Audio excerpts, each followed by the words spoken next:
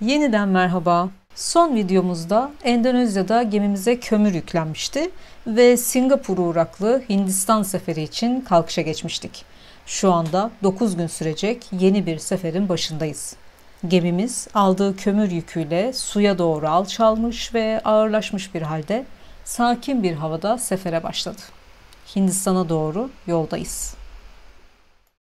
Bu gemiye Ekim ayında katılmıştık ve şu an Mart ayındayız. Neredeyse yılın yarısını doldurduğumuz bir kontrat süresi boyunca bu gemide yaşadık ve bu 13. videomuza kadar baştan sona takip edenler biliyorlar ki bu süre boyunca karaya hiç ayak basamadık.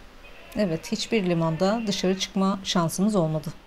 Sevdiklerimize olan özlemimizle beraber seçtiğimiz yemeğiyle yeme lüksünü, kendi mutfağımızı çok özledik. Artık inme vaktimiz geldi ve Singapur'da inmek için hazırlıklar yapmaya başladık. Gemide geçirdiğim uzun zamanlar boyunca sanırım en belirgin kavramlardan biri belirsizlik. Denizcilikte her şey oldukça planlıymış gibi görünse de denizde çalışan ve gemide olan insanlar için gemiden inmek bile belirli ama net olmayan bir süreç. Uzun bir kış geçirdikten sonra yazın nasıl bir his oluşunu kavrayamayışım gibi gemide geçen ayların sonunda karaya ve eve dönmek uzak bir anı ve büyük bir lüks gibi görünmeye başlıyor. Buraya gelirken kamerada valizlerimiz açık ve bir kısmı yerleştirilmiş haldeyken Singapur'da inemeyeceğimizi öğrendik. Eskiden bu durumlara oldukça hayıflanan biri olarak bu sefer bu da pek takılmadım ve gelecek mutluluğun hazzını uzatmak olarak algıladım. Üstelik önceki deniz yolculuklarım tüm limanlarda farklı ülkeler ve şehirler gezmekle geçmişti ve bu gemide aylarca karaya ayak basamamış olsam da bu limanda inemeyecek olmamız beni o kadar da etkilemedi. Elbette bunda yaşın, deneyimin, hazır bulunuşluğun ve gençliğimdeki orada bir şey kaçırıyorum hissinden sıyrılabilmiş olmanın etkileri de vardır mutlaka. Belki de bu tecrübelerin toplamına alışmak diyoruz ve belki de alışmak o kadar da kötü bir şey değildir. Endonezya'dan sonra 3 günlük yolun ardından 2 saat kadar önce Singapur'un uzak bir noktasına demirledik. Şu an yanımızda bize bordolamış olarak bulunan yakıt barcı var. Planlanan Singapur'da personel değişimi olmasıydı ve biz de burada inecektik. Fakat Singapur'un oldukça uzak bir noktasından yakıt almamız gerektiği sebebiyle tabii sadece bu değil, bununla ilgili olarak bazı nedenlerden ötürü maalesef inişimiz iptal oldu ve bir sonraki limana ertelendi. Tahmini olarak 2 saat önce demirledik ve 1 saattir de yakıt alımı sürüyor. Yakıt alımının 3-4 saat kadar süreceği söylendi. Yani bu oldukça az bir yakıt demek. Çünkü bazen yakıt alımı saatler ve saatler sürüyor. Bu çok daha kısa ama tabii ilerleyen sürede öyle olmadığını göreceğiz. Burada da tahmin edilenden daha uzun vakit geçirmemiz gerekecek. Ben daha önce Singapur'a defalarca geldim. Singapur'dan geçtim. Singapur'dan gemiye katıldım. Ama ilk kez böyle uzak bir noktadan yakıt alınmasına şahit oluyorum. Bu nedenle etrafta daha az gemi olacağını tahmin ederdim ama videodan tam anlaşılmasa da etrafta çok fazla gemi var. Adeta bir gemi tarlası gibi. Yakıt alımı bittikten sonra elbette mürettebatın, denizcilerin işi bitmeyecek. Bundan sonra hassas bir geçiş seyri bizi bekliyor. Dolayısıyla denizciler için epey yorucu bir bölgedeyiz ve uzun saatler ayakta olacaklar. Dün gece yakıt ikmali beklenenden uzun sürdü ve geç kalktık. Ve makineciler hala aşağıdalar. Geçiş devam ediyor. Uzaklardan da Singapur görünüyor.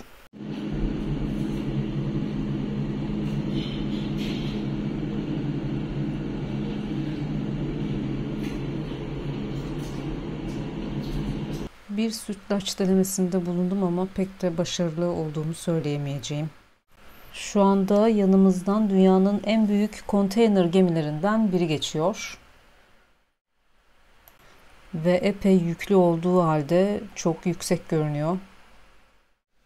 Üstelik yaşam mahalli geminin ön kısmına daha yakın ama kameralar konteynerlarla kapalı olduğu için oldukça sıkıcı ve karanlık.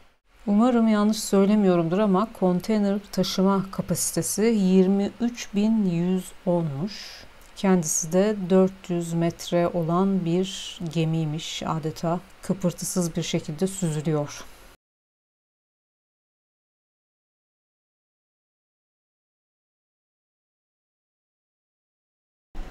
Bu videoda size köprü üstünde gece seyrini göstermek istedim ya da gösterdim demek daha anlamlı belki.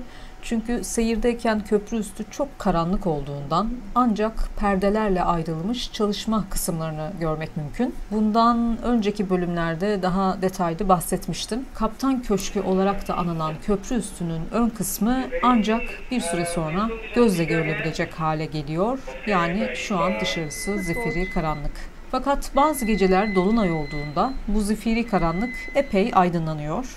Yine de benim kameram bunun için yeterli değil elbette. Doğanın döngüsünü anlamak için gemide olmak bu anlamda etkileyici bir deneyim.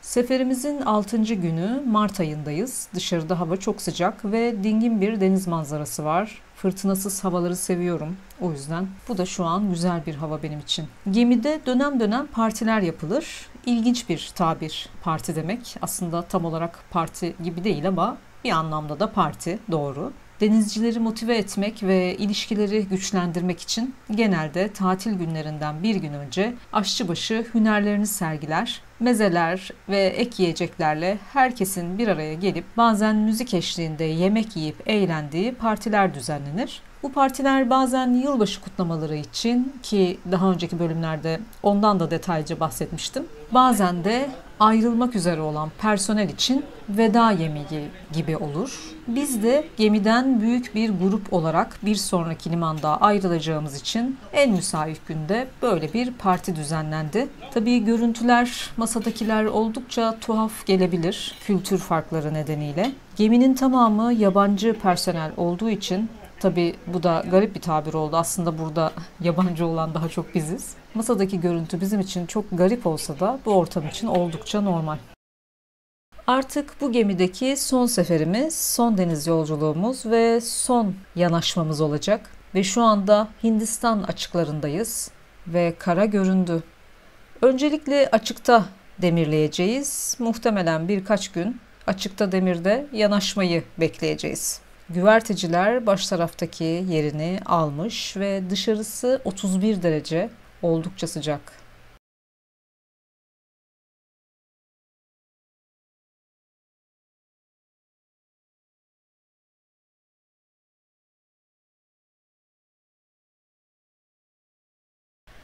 Hazır demirde beklerken biraz da baş taraftan gemimize doğru bakalım. Yani yaşam mahallimize doğru bakıyoruz. Baş tarafta gemimizin boyalığı var ve boyalık yaşam mahallinden oldukça uzakta. Çünkü içinde yanıcı ve tehlikeli maddeler var. Güvertenin boya malzemeleri burada ve herhangi bir yangın acil durumu için çok gerekli bir durumda buradaki kırmızıya boyanmış kısımlardan karbondioksit verilerek yangın söndürülebiliyor.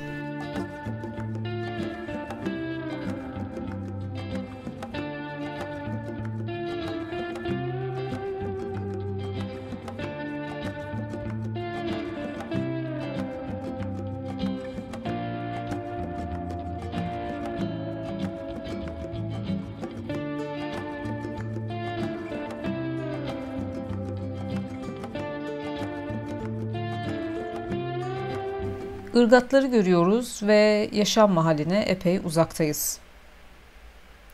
Suya bırakılan demirin zincirini görüyoruz. Ben bu videoları hazırlamaya ve yayınlamaya başladığımda videoların denizciliği bilmeyen ama farklı bir hayatı merak edenlerin ilgisini çekebileceğini düşünmüştüm. Oysa yorumlardan ve yazılanlardan gördüğüm kadarıyla çok sayıda profesyonel denizci de videoları izledi ve bazıları çok nazikçe, çok güzel yorumlarda bulundu. Hatta anılarını paylaştılar. Onlara ve güzel yorumlar yapan herkese çok çok teşekkür ederim.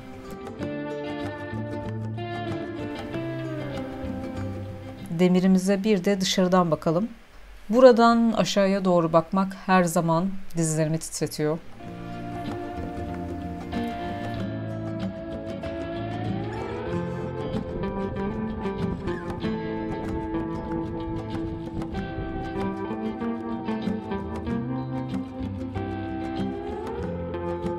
Bu zincir, bu da kilit.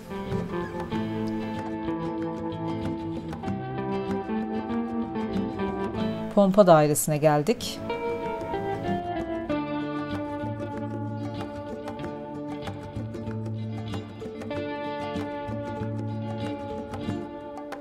Buradan baş pike iniliyormuş.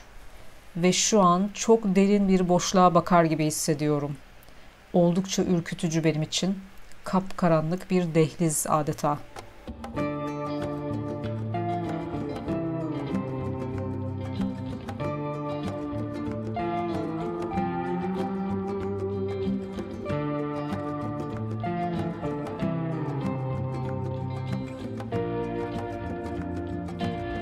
Bu kısımda şöyle bir anıyı paylaşmak istiyorum müsaadenizle. Böyle bir bölgede değil ama seyirdeyken ve kıyıya uzakken gördüğüm küçük bot ve kayıklar bazen beni tedirgin ediyor. Bunun sebebi de geçmiş yıllarda çok yoğun şekilde yaşanan Aden Körfezi geçişlerinde gemiye çıkan korsanlar, yani korsan saldırıları. Eskiden bu bölgeden geçerken bize askeri gemiler eşlik ederdi. Gemilerin silahlanması mümkün olmadığından yakın süreçte Aden Körfezi'nden geçecek gemiler bir noktada buluşurlardı. Belirli bir sayıda yük gemisi burada buluştuktan sonra askeri gemiler gelir ve bazen 2 gün süren bu yol boyunca konvoy halindeki bu gemilere eşlik ederlerdi. Dünyanın çeşitli ülkelerinden gelen askeri gemiler nöbet sıralarına göre bu yük gemilerine eşlik ederdi ve ben de sanıyorum 2 kez bu geçişlere fiziksel olarak tanık oldum. Bunlar arasında askeri gemilerden Amerikan ve Çin donanmasının gemilerine denk geldim. Hatta işlerinden biri hovercraft şovu yapmıştı. Onu çok net hatırlıyorum. Aden Körfezi geçişleri çok basit gibi görünse de yıllarca bu bölgede denizciler için tedirginliğe neden oldular. Bununla ilgili bir film de var. Tom Hanks'in oynadığı bu film her ne kadar bazı açılardan yanlışları ve abartılı yönleri olsa da yine de burada yaşananları ve yaşanılabilecekleri fena anlatmayan bir film. İlgilileri varsa tavsiye ederim. O dönem bu geçişler için gemideki mürettebat tarafından çeşitli önlemler alınıyordu. Güvertenin dışına demir teller sarmak, korsanların dilinde tabelalar hazırlamak, uzaktan bir insan varmış gibi görünen mankenler koymak, gemide makine dairesi gibi bazı önemli girişlerin tabelalarını değiştirmek, makine dairesine uydu telefonu çekmek bu önlemler arasındaydı mesela. Şu an bakınca basit gibi görünse de caydırıcı olabilecek her yöntem uygulanmaya çalışılıyordu.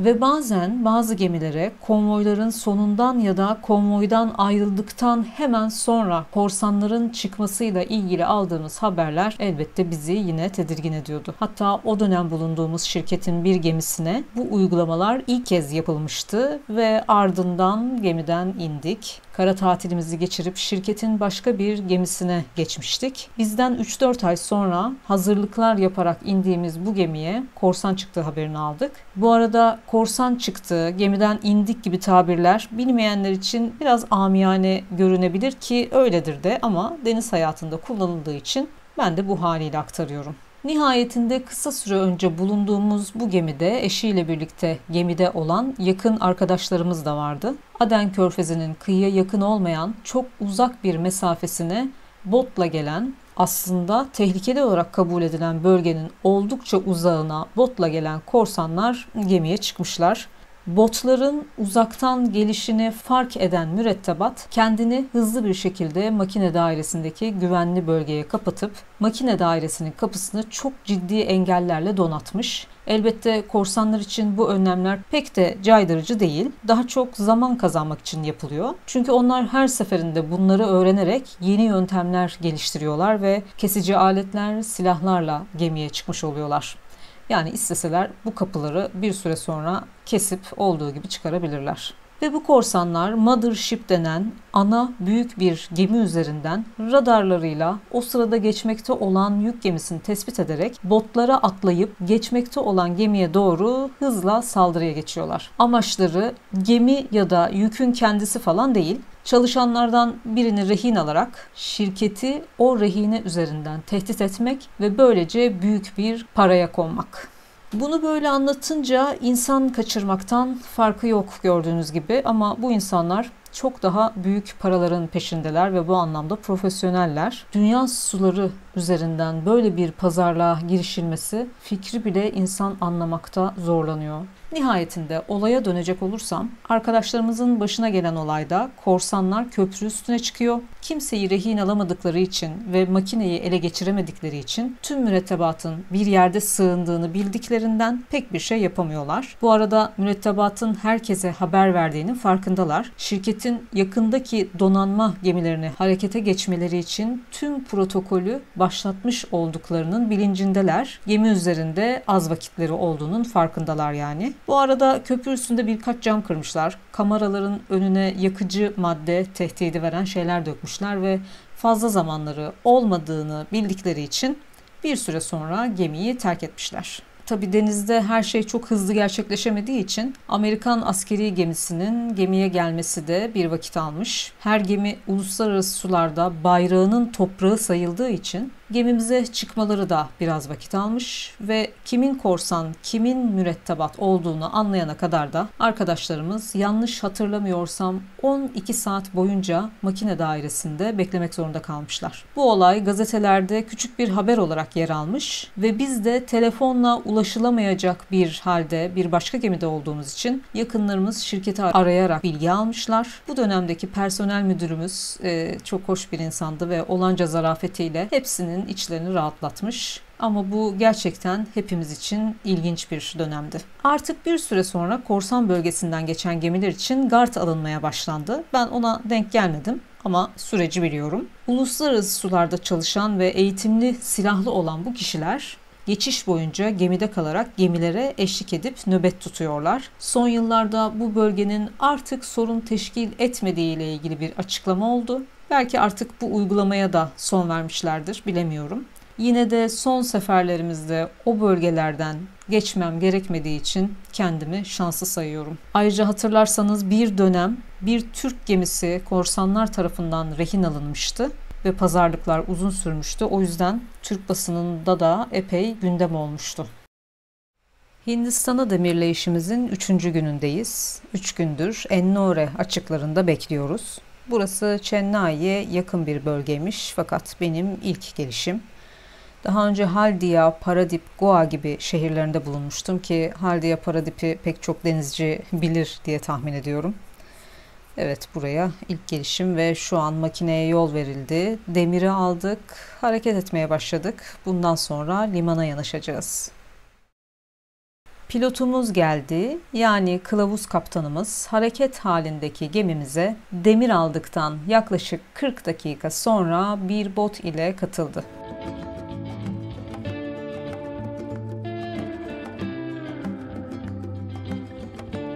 Güverte tayfası çarmıh merdivenini pilot için hazırlamıştı. Şimdi bu merdiveni topluyorlar.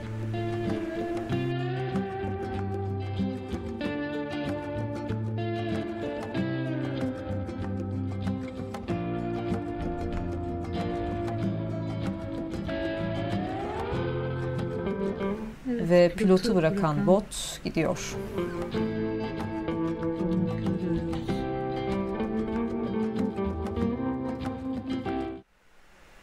Bizi yanaştıracak olan römorkör de bize eşlik etmeye başladı.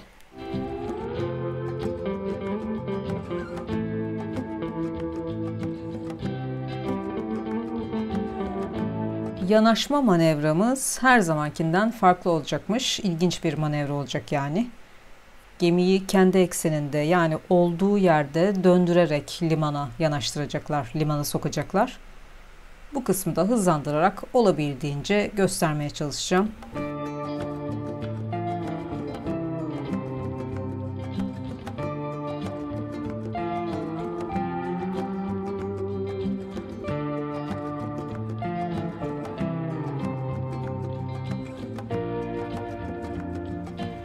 Bu videoyu neredeyse 5 kat hızlandırmış olduğum halde elbette yine de çok yavaş görünüyor.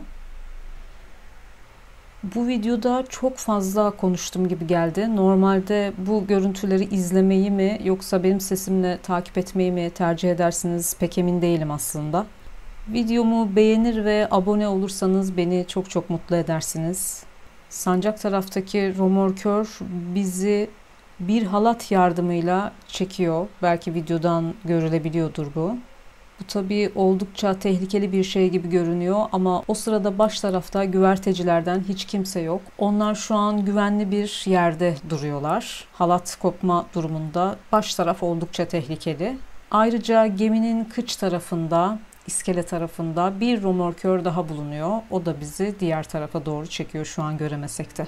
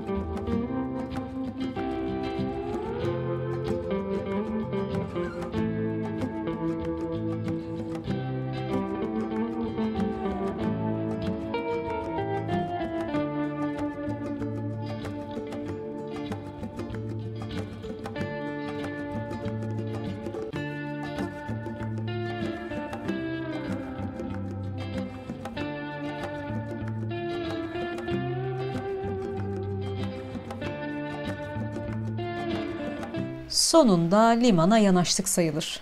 Römorkörlerimiz çalışmaya devam ediyor. Baş tarafta hala denizcilerimiz var ve manevra bitmek üzere.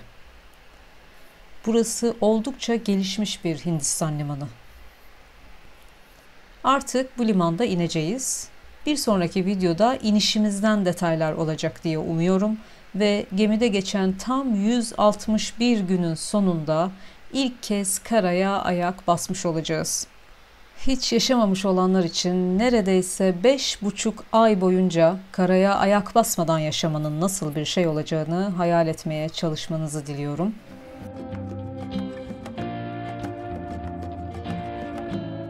Limanımıza şöyle bir bakalım.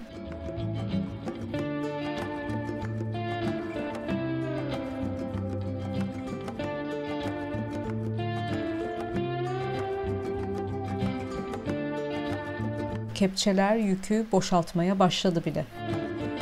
Birkaç gün içinde kıpırtısız bir zeminde yürümenin ne demek olduğunu yeniden hatırlayacağız ve bir sonraki videoda belki yine bu videoda olduğu gibi eski yolculuklarımızdan anılara da yer veririz. İzlediğiniz için teşekkür ederim. İlginizi çektiyse beğenip abone olursanız sevinirim. Selametle.